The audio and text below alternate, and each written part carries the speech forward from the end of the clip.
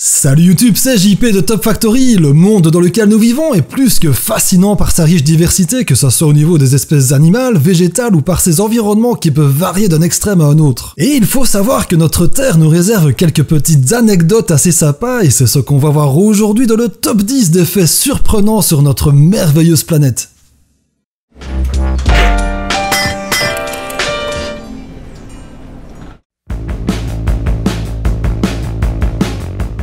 Si je vous dis le plus haut sommet du monde, je suis prêt à parier que la plupart d'entre vous me diront le mont Everest, et vous n'avez pas tort. C'est bien le point culminant qui s'élève tout de même à une altitude de 8848 mètres au-dessus du niveau de la mer, mais ce n'est pas le plus haut d'un point de vue planétaire. Par sa légère forme de ballon de rugby, les régions de la Terre situées à son équateur sont les plus éloignées du centre de la planète. Et c'est en se dirigeant vers la cordillère des Andes en Amérique du Sud qu'on trouvera le volcan Chimborazo qui pointe à 6263 mètres au-dessus du niveau de la mer, mais qui par la forme ellipsoïdale de la planète est plus éloigné de 2 km du centre de la Terre que son concurrent le mont Everest.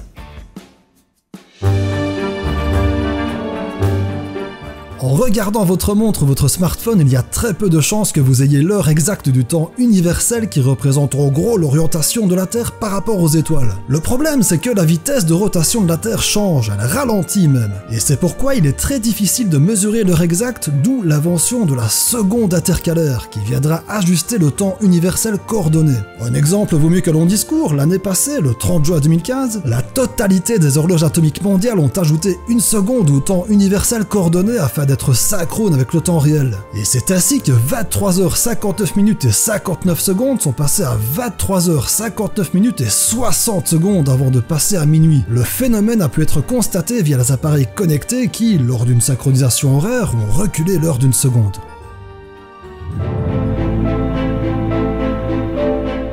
Vu de l'espace, l'eau semble être l'élément le plus présent sur notre planète. La zone la plus profonde de nos océans est la fosse des Mariannes, qui descend tout de même à plus de 11 km sous le niveau de la mer. Cela peut sembler impressionnant, mais ce n'est rien du tout par rapport au volume total de la planète. Bref, imaginez qu'on puisse retirer la totalité du volume d'eau de notre planète, qui est d'environ 1,386 milliard de kilomètres cubes. Eh bien, ce chiffre stratosphérique ne représente qu'à peine 0,12% du volume total de la planète, qui est de 1083 milliards 210 millions de kilomètres cubes. Et ici, je ne parle que du volume total de toutes les eaux du globe. Attendez de voir ce que représente la totalité de l'eau potable. J'en parle un peu plus loin dans la vidéo.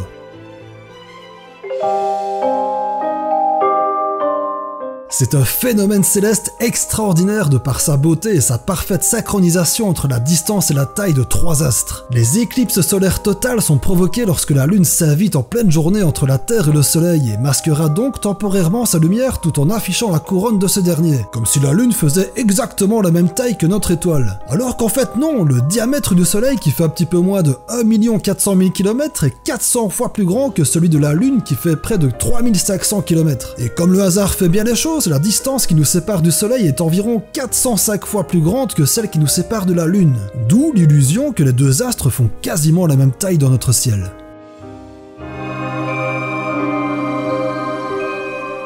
La gravité terrestre est la loi physique qui fait que n'importe quel objet doté d'une masse est attiré vers la Terre et donc qu'il reste collé à elle. On pourrait penser que cette force d'attraction est la même partout sur notre planète et pourtant ce n'est pas le cas. Par exemple, les habitants autour de la baie d'Hudson au Canada ressentent légèrement moins la force d'attraction terrestre. Explication, cette région a été longtemps recouverte d'une calotte glaciaire épaisse de 3 km qui a comprimé la croûte terrestre jusqu'à il y a 20 000 ans. Une fois la période glaciaire terminée et donc la calotte fondue, la croûte terrestre a commencé à remonter en l'absence de pression et souffre d'un phénomène de rebond très lent mais suffisant pour avoir de l'influence sur la gravité. Les scientifiques estiment qu'il faudra encore 300 000 ans pour que la gravité de cette zone revienne au niveau normal de la planète.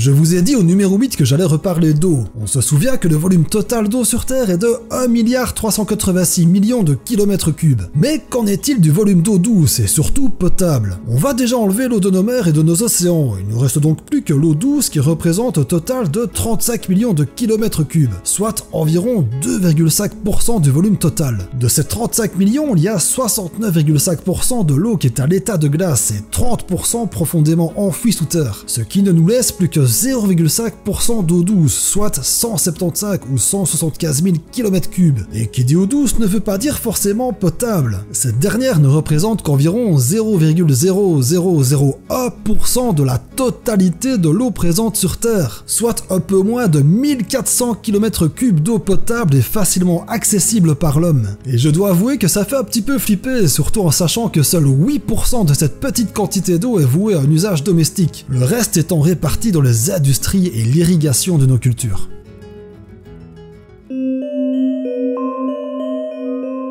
Comme je vous l'ai dit dans l'introduction, la Terre est le théâtre d'environnements très variés qui peuvent être carrément opposés de manière extrême, ce qui est vraiment fascinant à notre petite échelle dans l'espace. Au niveau des températures, c'est pareil, il y a des régions très chaudes comme Furnace Creek, une petite localité dans la vallée de la mort aux États-Unis, où on a enregistré la plus haute température de l'air de pas moins de 56,7 degrés. Pas étonnant qu'il n'y ait que 24 habitants. À l'opposé, les scientifiques de la station de recherche russe Vostok en Antarctique ont pu mesurer la température monstrueusement basse de moins 89 degrés Celsius. C'était en 1983. Et à ce tarif, je ne pense pas que ces messieurs devaient être fiers de certaines parties de leur anatomie.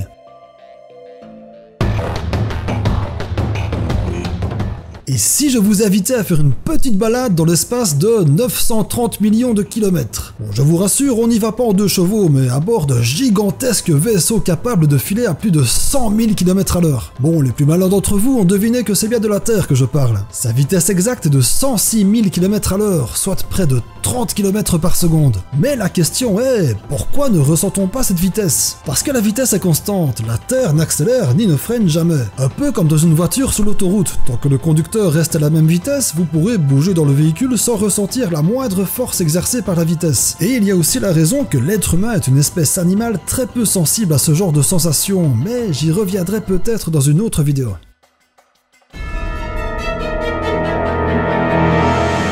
Si l'on devait se représenter l'histoire de la Terre en 24 heures, ça donnerait ceci. 0h00, la Terre est une boule de roche en fusion. 0h08, des débris ferreux s'écrasent sur la Terre et forment son noyau actuel. 0h16, la Terre est percutée par une petite planète. Le choc projettera des débris qui formeront la Lune et la planète entamera un processus de refroidissement. 0h50, la Terre est suffisamment froide pour la formation des premiers océans. 3h57, les premières traces de vie apparaissent sous forme bactérienne. 5h00, début de la photosynthèse et de rejet d'oxygène dans l'atmosphère. 21h04, apparition du premier organisme multicellulaire. 21h22, les premiers poissons. 21h40, les insectes terrestres. 22h20, naissance des reptiles. 22h56, l'apparition des dinosaures. 23h40, les primates, et c'est à seulement 23h59 minutes et 30 secondes que les premiers hommes pointent le bout de leur nez. Et je trouve que ça vaut le coup de montrer un tant soit peu d'humilité.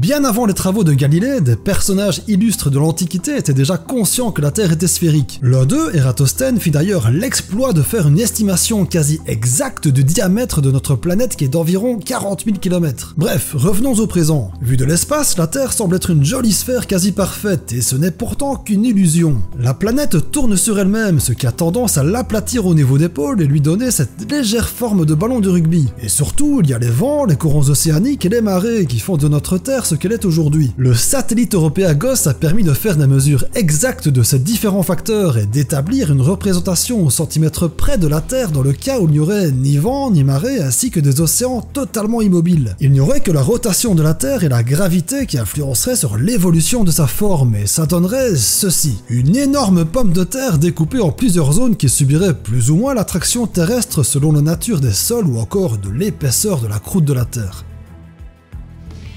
Et voilà, c'est déjà fini les amis. J'espère vraiment que cette vidéo vous aura plu en tant qu'à moi de la réaliser. Je sélectionne toujours des sujets qui me passionnent et c'est chaque fois un plaisir de vous partager ça en vidéo. Bref, vous savez déjà ce qu'il faut faire. Si vous avez aimé, le gros pouce bleu qui est super utile pour le référencement, le partage et le petit abonnement si ce n'est pas encore fait. Si c'est le cas, bienvenue au nouveau, vous êtes de plus en plus nombreux et ça fait vraiment plaisir. Sur ce, moi je vous donne rendez-vous vendredi prochain à 19h précise. En attendant, prenez soin de vous les amis. Ciao!